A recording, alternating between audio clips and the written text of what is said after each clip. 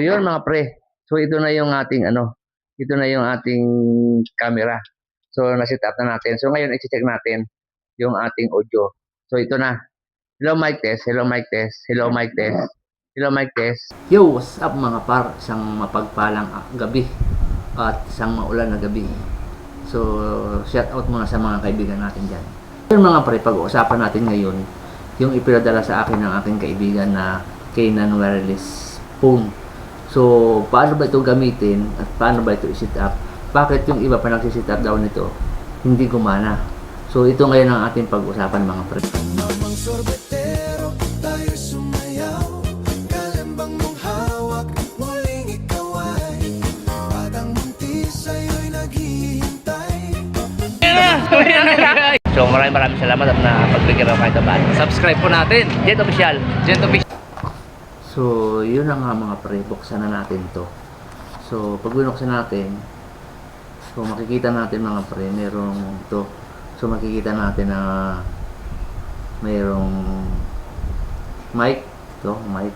So, makikita din natin na merong receiver. So, ito. Pag nakita nyo to, saka ito. So, intindihin natin, pasok na agad sa cellphone. Pasok na agad sa cellphone. So, hindi natin alam, mali pala yun.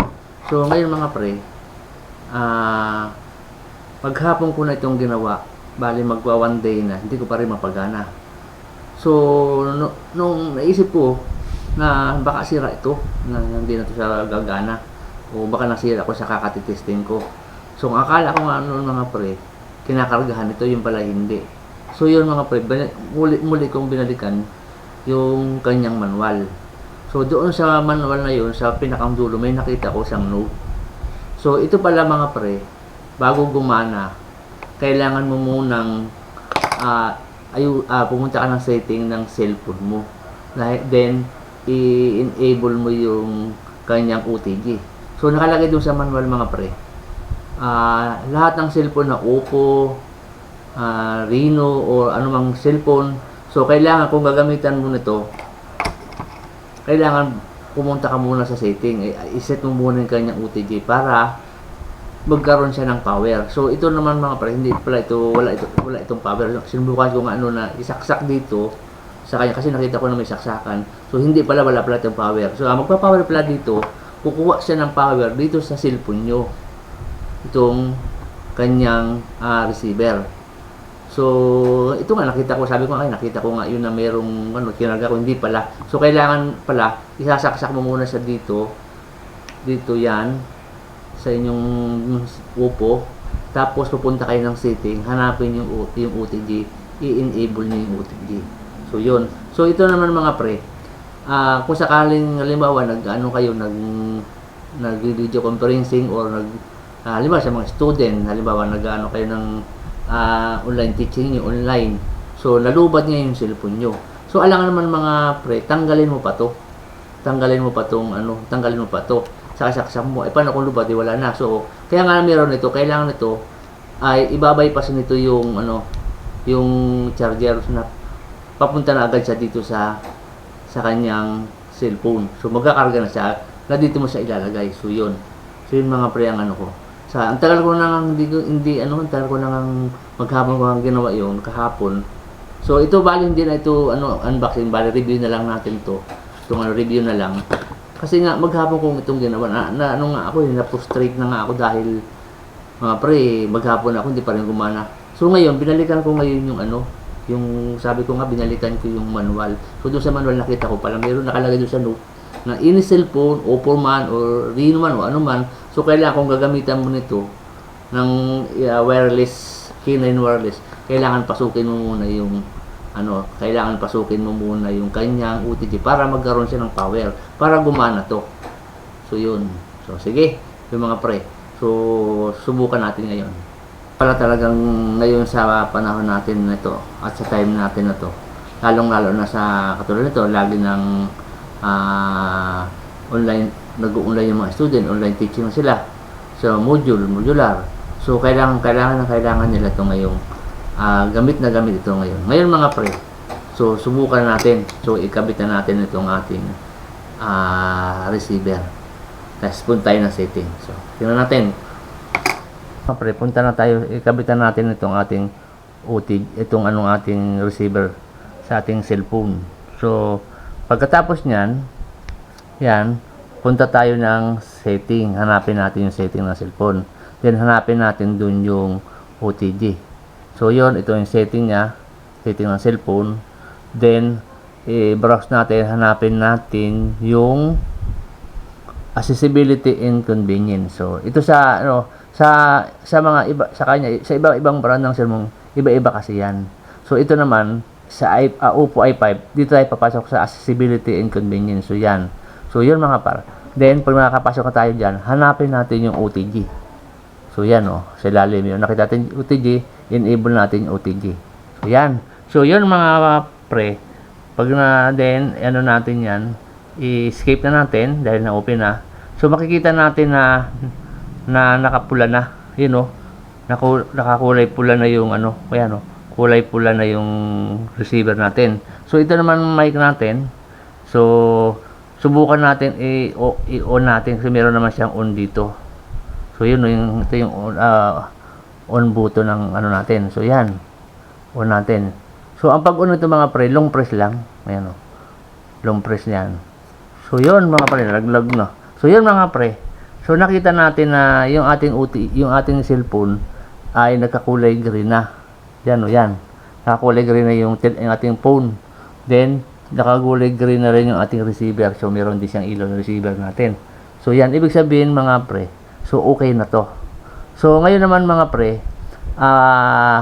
pasukin naman natin yung ating video kung anong mangyayari. Kung siya ay gagana. So, ang gagawin natin mga pre, pupunta tayo ng Play Store, magda-download tayo ng open camera. So, pupunta natin ng open camera, isi-set up natin yun. Pero dito sa dating, sa plug and play na camera, hindi siya gagana. So, kailangan natin mag-download ng open camera. Doon natin siya isi-set up, pupunta tayo ng setting, doon natin, so, let's go. So, iti-test natin. Test natin itong microphone dito sa ating cellphone kung gagana. Ito yung kanyang plug and play na na camera. So, set up na natin. So, let's go. Hello mic. Hello mic. What's up? Hello mic. Hello mic. Hello mic. Lalabas tayo mga pre. Lalabas tayo kung makikita natin kung meron niya. Hello pre. Hello mic test. Hello mic test. Yun mga pre. Parang wala. So, ngayon pre, ngayon tayo magsiset up ng application na talaga nakabatable dito sa mic na to. So, ngayon, pupunta tayo ng plug and play.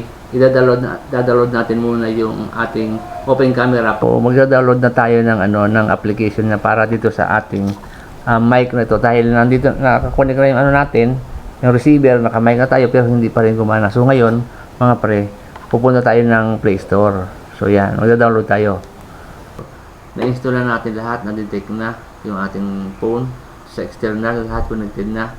So, ginamit natin kanina pero ayaw pa rin gumana doon sa kanyang plug and play na camera. So, ngayon, kailangan mo muna kayo pumunta ng Play Store. I-download niyo itong application na to.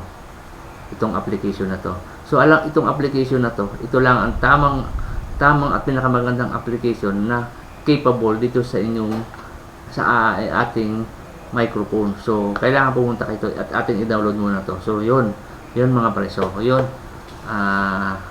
Sige, download na natin. So, ngayon na-download na natin. I-open natin ngayon at isi-set up na natin yung setting ng open camera. So, ngayon pre, punta muna tayo sa setting. Yan. Then, pagdating sa setting, hanapin natin itong video setting. So, pag nakita natin yung video setting, so scroll natin down, hanapin natin itong audio source. So, pag nakita natin yung audio source, tap natin audio source, then makikita natin dun yung external mic. So, i-check natin yung external mic. So, pag yun na-check na natin, back lang tayo mga pre-back lang. Kayo sa setting, hanapin naman ninyo itong camera preview. So yun ha, hanapin niyo yung camera preview. So pag nandun ka sa camera preview, i-tap lang natin yung camera preview. Then hanapin natin yung audio level meter. So hanapin natin yung audio level meter, i-check natin yung CO audio level meter, i-check natin yung mga pre. So pag na-check natin yon, tap lang uli natin. So okay na yung ating open camera. So ngayon mga pre, i-check natin ngayong itong ating camera. So yon, let's go. So yun mga pre. So ito na yung ating ito na yung ating camera. So na-set up na natin. So ngayon i-check natin yung ating audio. So ito na. Hello mic test, hello mic test, hello mic test, hello mic test. So yun mga pre, lalabas tayo ngayon, magtatago tayo kung abot pa rin kung hanggang saan ang abot nito. So ito, hello mic test, hello mic test, hello mic test, hello mic test, hello mic test, hello mic test, hello mic test. Yun mga friend, success na yung success na yung ating video. So ito na. So success. So yan, magagamit na natin ito. So lahat ito functioning na. So mas magandang gamitin sa pag nagla-live stream ka at ikaw ay nag-online teaching or lahat ng ginagawa. So itong magandang gamitin. So talagang napakaganda ng audio, tahimik, walang humming sound. So yun, success. So sa nga pala, shout out nga muna ako dun sa sa aking kaibigan na nagpadala nito. Sinamahan pa niya ng sinamahan pa niya ng 2 battery ng GoPro. So pre, maraming salamat sa iyo. Sana hindi ka magbago. So yun, hanggang dito na ang ating vlog. So maraming salamat. Wala akong masabi, magandang gabi. Ay, shout out nga pala sa girlfriend ko.